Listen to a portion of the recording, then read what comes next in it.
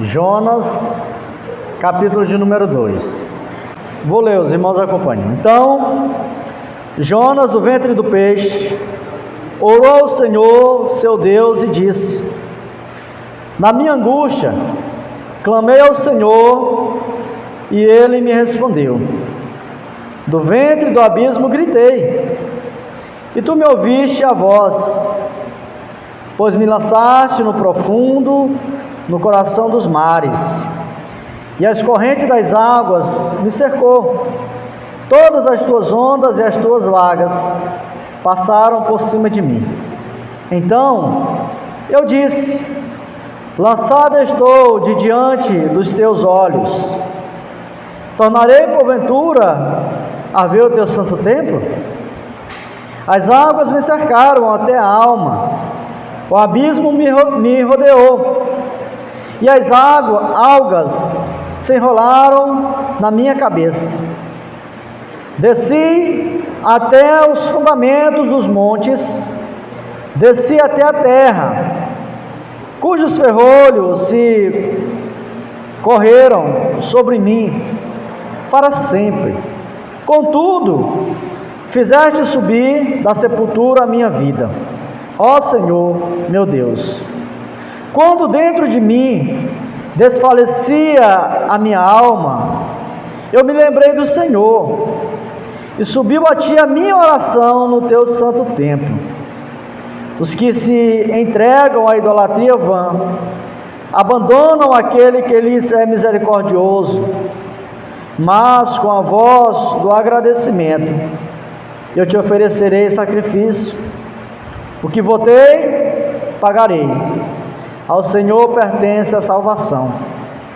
Falou, pois, o Senhor ao peixe, e ele vomitou a Jonas na terra. Amém. Pode sentar, irmãos.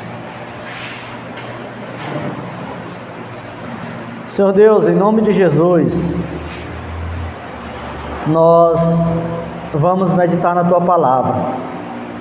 Tua palavra é santa e poderosa. Ela é a única regra de prática e fé para a vida cristã. Tua palavra, ela nos ensina, nos corrige, repreende.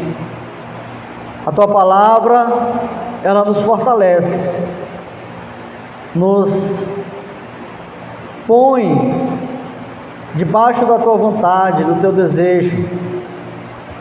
Ela é a bússola que nos mostra a direção a seguir.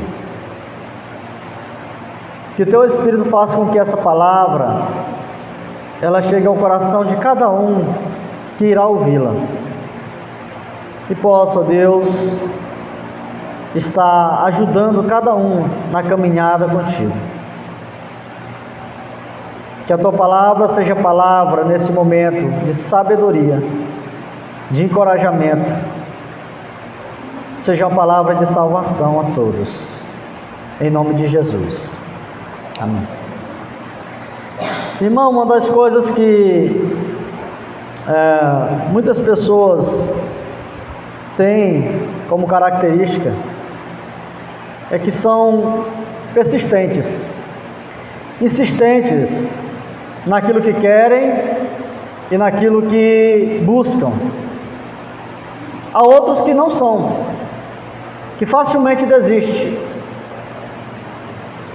Começa talvez um propósito, um projeto, mas aí para pelo meio. Todos nós temos essas duas características, tanto a da desistência quanto a da persistência. Quantos de nós aqui não insistimos em alguma coisa porque a gente quer ver a realização daquilo? Mas quantos de nós aqui também nós já fizemos projetos e a gente parou pelo meio? Quem que não começou o ano dizendo: eu vou ter um projeto de ler a Bíblia todo esse ano? Talvez até começou e parou. Outros disseram: não, esse ano eu vou fazer regime, eu vou para a academia, eu vou fazer caminhada, eu vou correr. mas só ficou na vontade, no desejo, no projeto, no plano. Outros fazem isso talvez todo final de semana, né? Segunda-feira começa, né?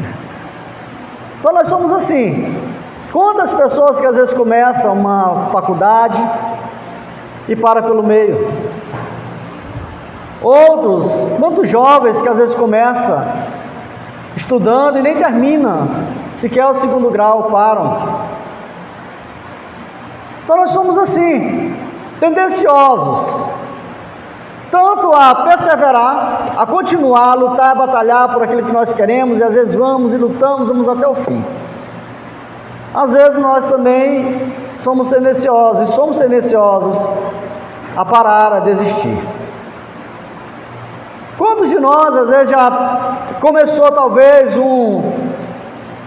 teve a iniciativa de orar por alguém, vou orar por aquela pessoa, para que Deus abençoe ela, que Deus possa salvar essa pessoa. E às vezes mas eu já falei tanto de Deus, já convidei tanto para vir para a igreja, a pessoa não quer, eu vou parar. Quando a gente lê o livro de Jonas, desde os primeiros versículos até as últimas palavras deste livro, nós vemos um retrato nítido na insistência de Deus. Deus insistindo com Jonas. Deus chama Jonas, de um chamado, chamou ele, escolheu para ser um profeta, para falar a sua palavra, para anunciar a sua vontade às pessoas. E em um determinado momento da vida de Jonas, Deus dá uma ordem para ele específica, para ele ir até a cidade de Nínive e ali pregar a palavra de Deus. Nínive era uma cidade muito poderosa, era a capital da Síria, a nação mais poderosa naquela época. Era uma cidade marcada pela crueldade. Eles não tinham piedade dos povos em que eles conquistavam. Eles queriam crescer o seu território, então eles invadiam outras nações. E eles não tinham piedade.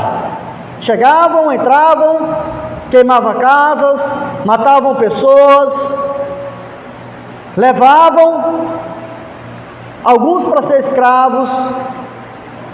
Eles não tinham piedade, eram cruéis. Era uma cidade marcada pelo paganismo, adoração a vários deuses, a idolatria. Era uma cidade marcada pela injustiça. A justiça não reinava. Era uma cidade, um povo que estava constantemente ameaçando a nação de Israel, de invadir, de tomar as terras da nação do povo do profeta Jonas. Jonas, então, ele foi chamado para pregar, para ir e pregar para aquele povo. Esse lugar, Nínive, era um lugar, o tipo de lugar que qualquer profeta esperava ver o julgamento de Deus. É um povo mau, idólatra, é um povo cruel, é um povo pagão, é um lugar onde a injustiça reina. Então o profeta poderia muito bem, qualquer profeta, dizer: o que Deus vai fazer é castigar esse povo, é destruir esse povo. Para eles não tem salvação. Jonas talvez pensasse assim: para eles não tem salvação, para eles não tem como esse povo ser redimido, não tem como esse povo ser alvo do amor de Deus, é um povo ruim demais. Quantos de nós também pensamos assim, olhamos para a vida das pessoas: aquele ali nunca vai ser salvo, aquele ali nunca que o amor de Deus vai alcançar ele, aquele é um perdido, já está perdido. Mas, irmãos, o propósito de Deus não era a destruição de Nínive, era a salvação. Assim como o propósito de Deus para o homem é de que ele se arrependa.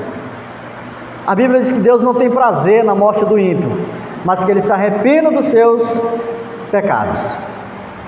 Jonas, então, o que ele faz? Quando ele recebe esse chamado, essa ordem direta de Deus, de ir à grande cidade de Nínive, a capital do maior império do mundo, onde havia um povo cruel, um povo pagão, um povo em que a injustiça reinava entre eles. Jonas, ele foge. Jonas, ele rejeitou esse chamado. Jonas, ele foi para Tarsis. A cidade de Nínive ficava para essa direção. Jonas então toma essa outra direção, totalmente contrária. Ele não queria ir pregar para aquele povo. Ele não queria levar uma palavra que talvez pudesse tocar o coração daquele povo e aquele povo se arrepender, porque ele não queria ver aquele povo, que era inimigo do seu povo, salvo. Mas o que ele queria era o castigo, era a punição, era a perdição, era a condenação daquele povo.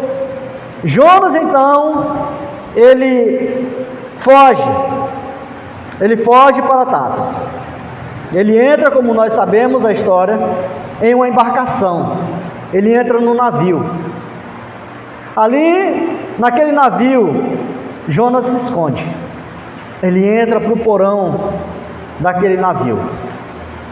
Deus não desiste. Deus não desistiu de Jonas. Deus poderia então ter deixado, deixa Jonas para lá.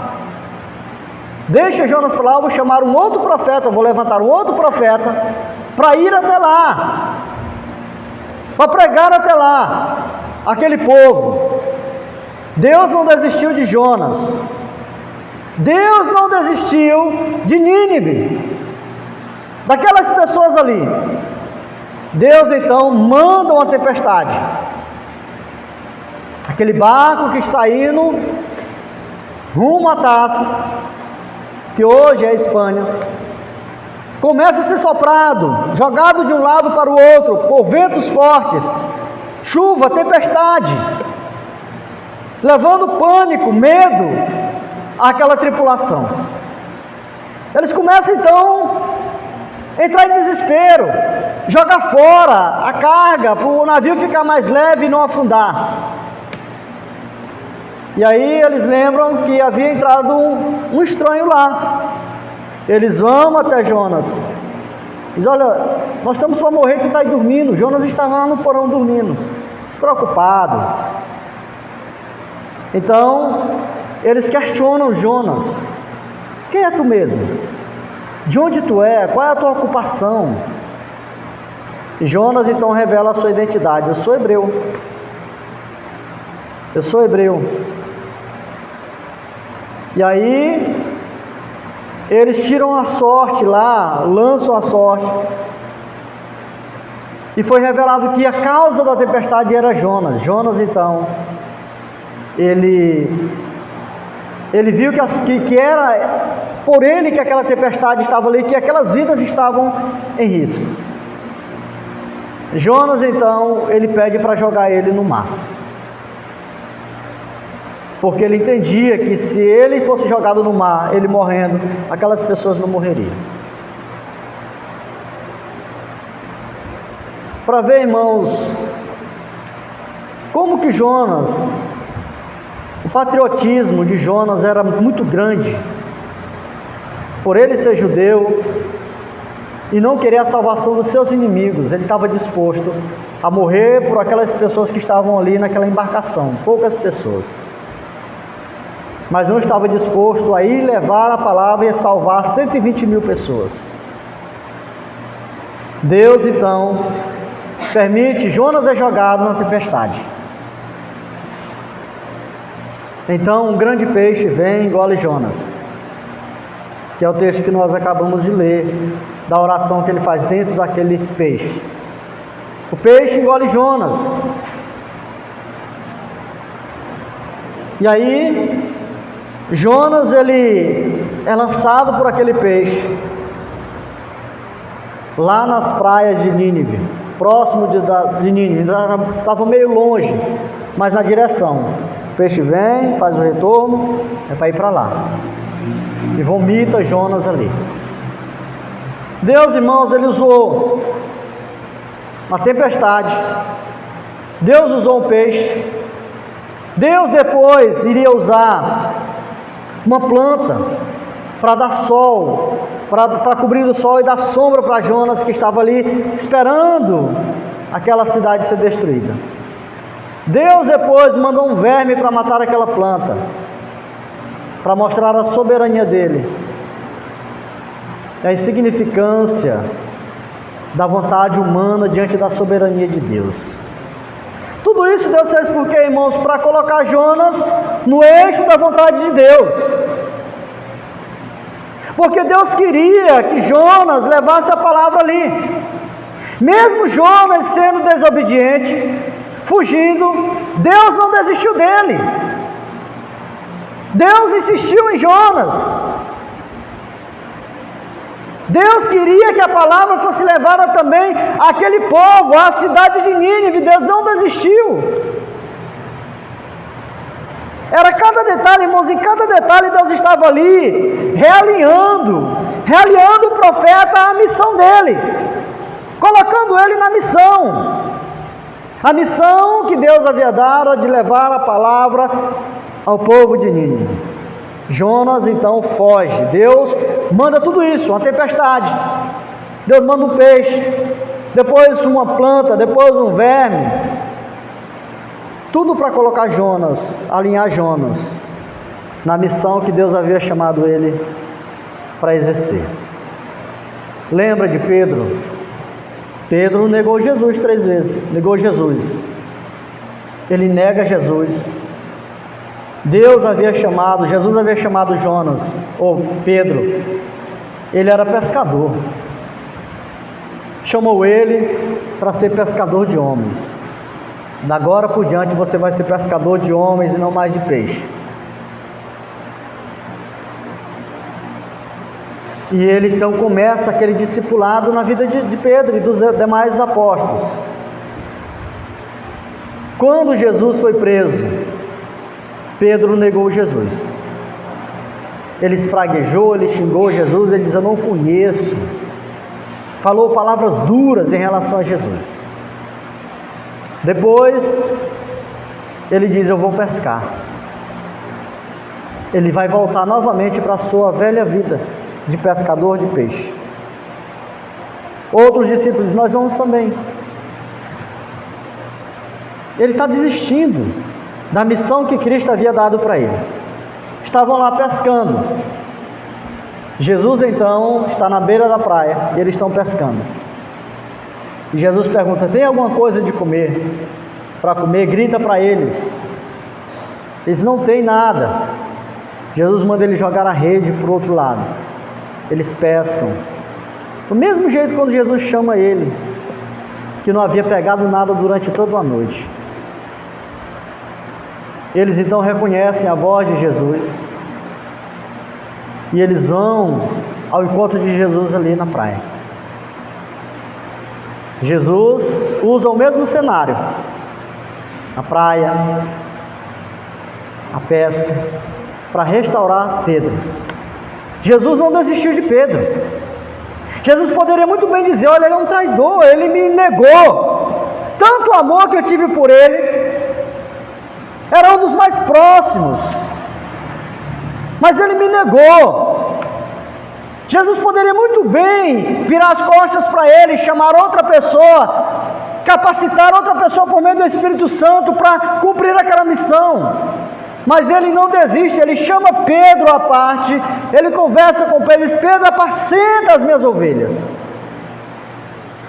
Pedro é realinhado novamente à vontade de Deus, de Cristo, de ser um pescador de homens e não de peixe. E ele começa, depois de receber o Espírito Santo, a pregar com ousadia, levar a palavra. Quando Paulo ele vai fazer sua primeira viagem missionária, acompanhado de Nicodemos, Nicodemos leva também uma outra pessoa, leva João Marcos, o sobrinho dele. Na primeira dificuldade que tiveram, João Marcos abandona a missão e volta. Paulo completa então a missão, a rota estabelecida com Nicodemos, não é Nicodemos, o seu primeiro parceiro da sua viagem missionária. E aí ele então vai novamente, eles planejam novamente a sua segunda viagem missionária. E novamente ele quer levar o seu sobrinho João Marcos. E aí Paulo ele diz não, ele não vai.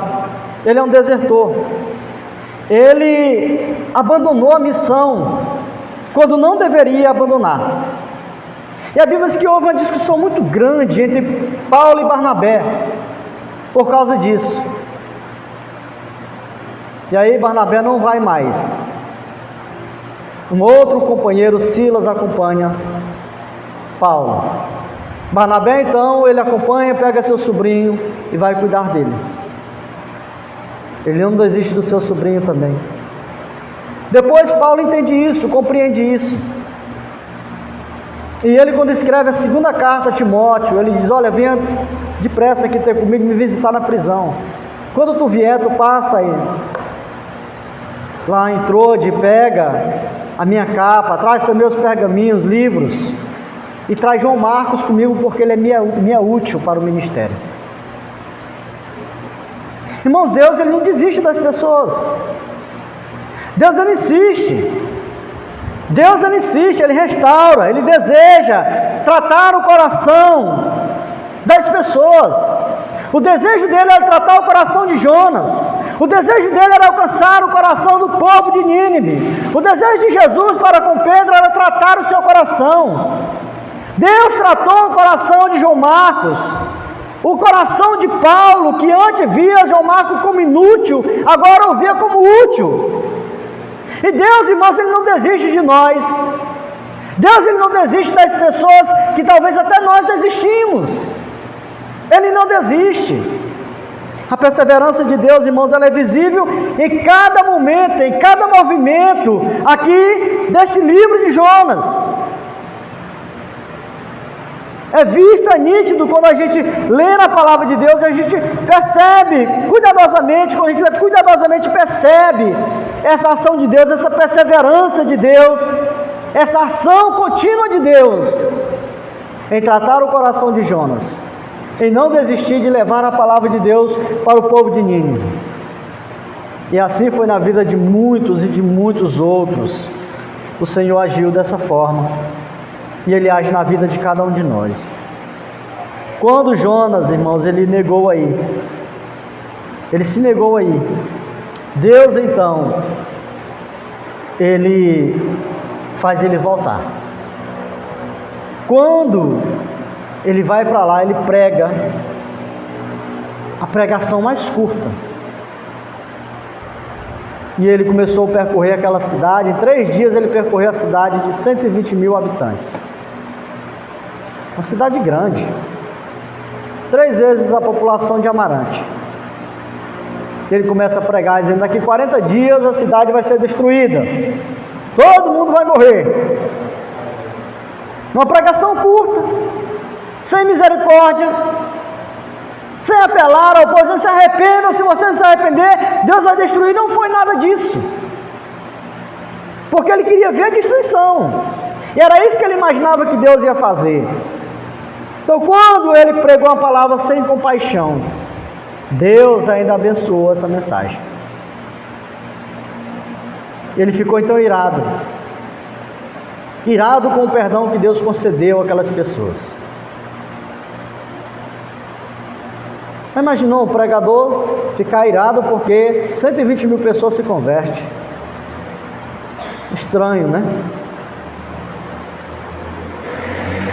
Então ele ficou irado, porque Deus concedeu perdão para aquele povo. E quando ele ficou irado, Deus se aproximou de Jonas com perguntas, revelando o amor dele. pergunta: Jonas, é razoável essa tua ira? E ele fica ali, emudecido. E Deus questiona com palavras que revelam amor, com perguntas que revelam amor. Tudo com o único objetivo: alinhar o coração de Jonas. O objetivo de tratar o coração de Jonas. O objetivo de salvar aquele povo. Deus, irmãos, Ele não desiste das pessoas que Ele ama. Deus não desiste. Nós, às vezes, somos muito fáceis de desistir das pessoas.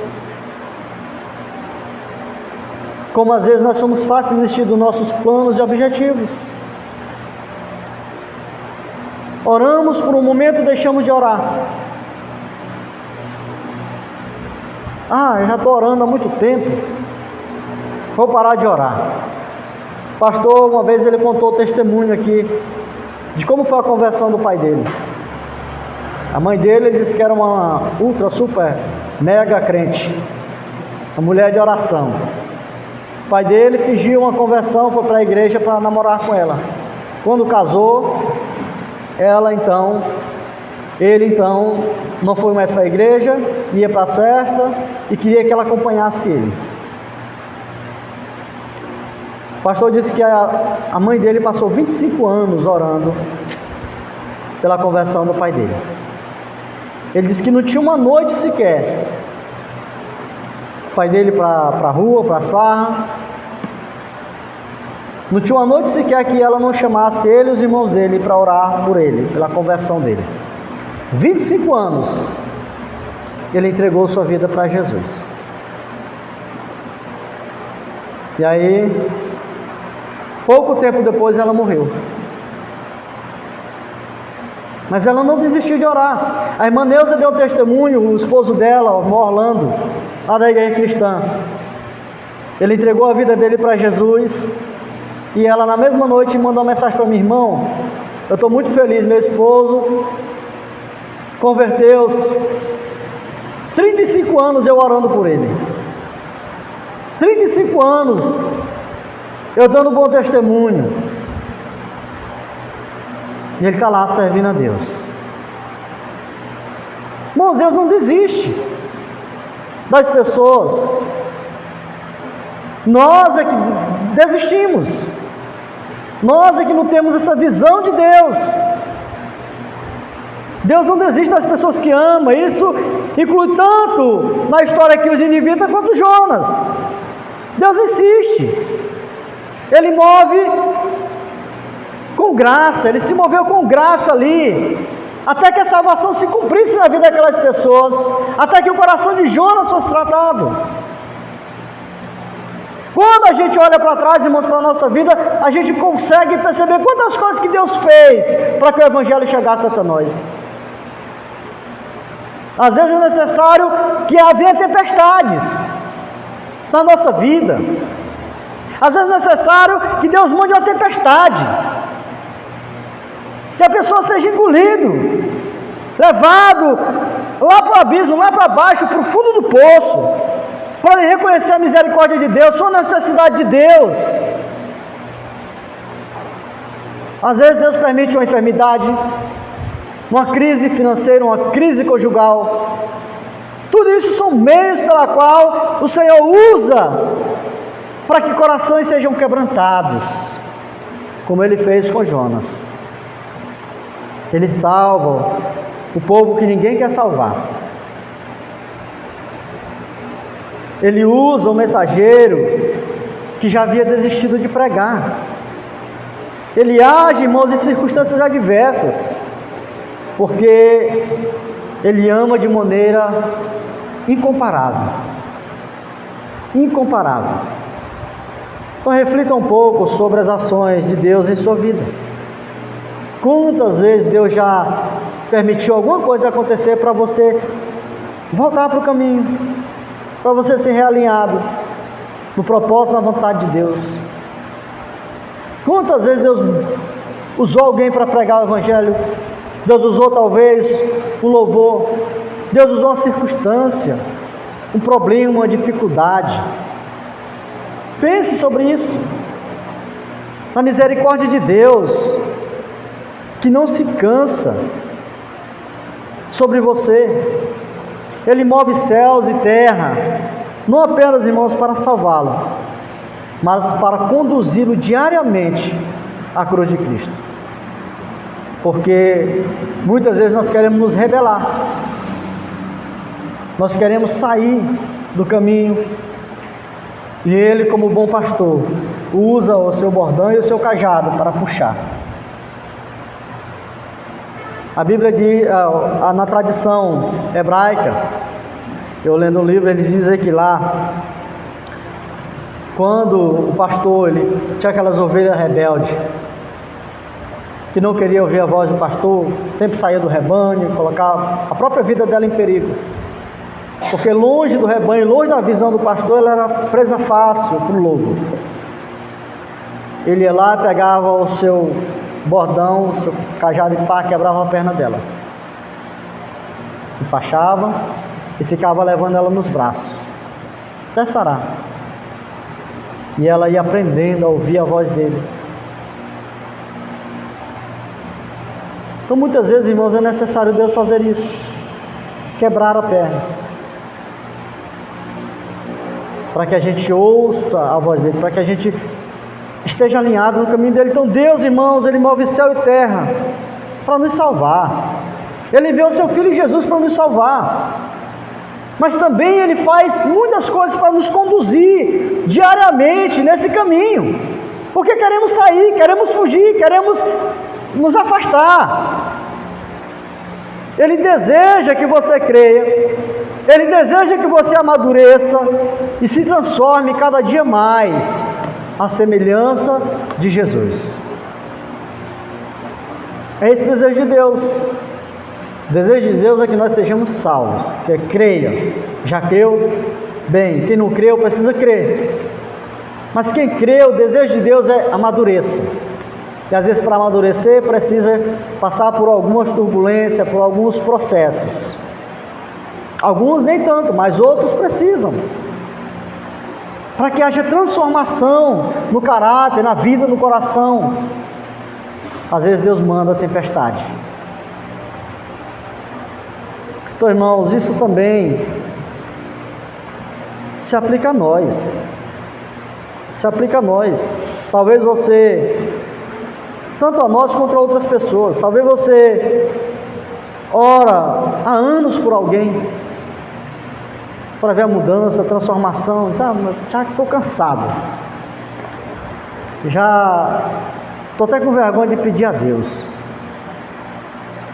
Talvez você ora por alguém há anos, talvez ache que já fez de tudo o que podia por aquele coração endurecido, por aquela alma afastada. Mas lembre-se, o Deus de Jonas é perseverante. O Deus de Jonas é o nosso Deus. O Deus de Jonas quer que nós perseveremos em anunciar, em testemunhar, em orar, em crescer e amadurecer. Ele move montanhas para que a salvação chegue. Ele não recua, Ele não desiste. Então continue orando, continue crendo, continue orando pela cura de alguém, seja da alma, seja do corpo. Continue orando por a vida de alguém, pela salvação dela, pela restauração, pela volta. Continue esperando. A história do filho pródigo tem algo que nos chama muita atenção, que aquele pai esperava a volta do filho. Ele esperava, ele viu o filho de longe, porque ele olhava sempre a estrada, ele tinha esperança de ver o filho voltar. Deus, irmãos, ainda está agindo. É o mesmo ontem e hoje e será eternamente. Ele persevera em salvar as pessoas. Ele persevera em amadurecer as pessoas. Mesmo quando nós hesitamos em crer. Ele está perseverando. Ele não desiste de nós. Ele nos ama. Olhe para a história da nação para o povo de Israel, a nação de Israel. Tão rebelde foi.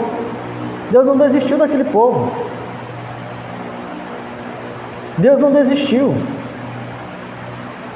Deus fazia brotar água, ele não agradecia, era maná, não agradecia, reclamava. Deus deu terra, ele não reclamava e buscava outros deuses. Deus não desistiu. Continuou mantendo ali um renovo, um povo, mantendo ali para cumprir o seu propósito. Portanto, irmãos, exaltado seja o nosso Deus, por ser um Deus que não desiste de nós, por ser um Deus que não desiste da salvação do homem pecador, e por ser um Deus que não desiste do nosso amadurecimento e crescimento na vida espiritual. Ele nos deu a palavra, o Espírito para isso. Quando nós não queremos ouvir, queremos fugir, aí muitas vezes Deus manda uma tempestade, uma dificuldade, um problema, para a gente despertar. Que Deus e Cristo abençoe a cada um de nós, que essas palavras possam ecoar em nosso coração, e que nós possamos sermos perseverantes na vida das outras pessoas, como Deus é perseverante em nossa vida, como Deus é perseverante em continuar levando a mensagem a esse mundo em trevas. Oremos. Senhor Deus, muito obrigado, Pai. Obrigado pela Tua palavra que nos revela um Deus perseverante, um Deus que insiste, um Deus que não desiste daqueles que Ele ama, mas que move céu e terra para salvar, para tratar corações, para amadurecer, para fazer crescer. Que nós, ó Deus, também sejamos perseverantes em acreditar na conversão das pessoas, na mudança, na transformação, no poder do Deus Todo-Poderoso, Criador dos céus e da terra. Deus abençoe em nome do Senhor Jesus cada palavra pregada ao coração endurecido. É Deus falando, é Deus martelando nesse coração para quebrantá-lo, para amolecê-lo.